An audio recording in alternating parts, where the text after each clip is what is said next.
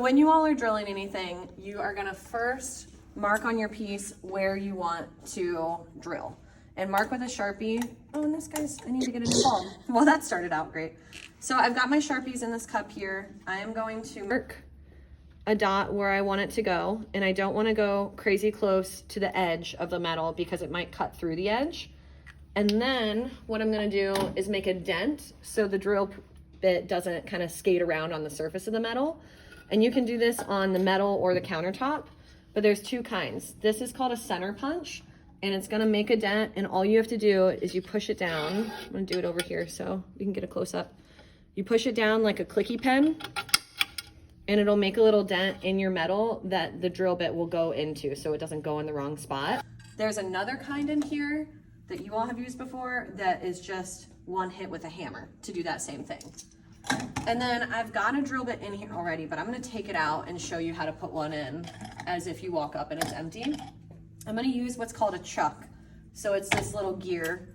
And what I'm gonna do is put it in this opening here, and then turn it to the left. Usually it's gonna be a little tight. Turn it to the left to loosen it. And then when I get a new drill bit, let's swap it out for a smaller one. Pull from the drill bit cup and get a slightly smaller one. And then you'll put this guy in the middle and turn it to the right to tighten it. And make sure you tighten it all the way, because if you're not tight enough, it's just gonna get pushed up into the drill press when you push it into your metal. So I've got my drill bit in, I've got my dent and my mark on here, but I wanna make sure I'm wearing goggles in case anything were to come off. And then my hair's not very long, but if you have long hair, pull it back so it's not gonna get twisted into this, because that would be horrendous.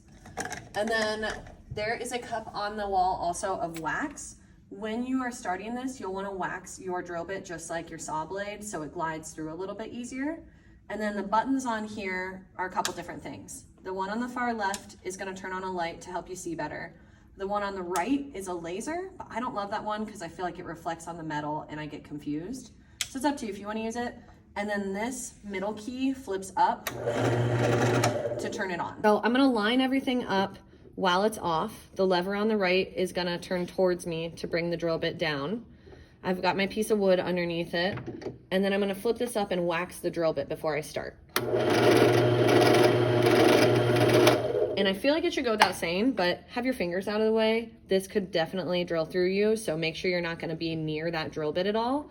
If it's crazy small, what you can do is use some tape and tape it down, and then hold the tape instead of the metal. So that way I can have my hands over here if my piece is too little to hold. But let me get that off because I don't actually need it. Let me line this up again while it's all off. Bring it back up, flip it on, bring it down,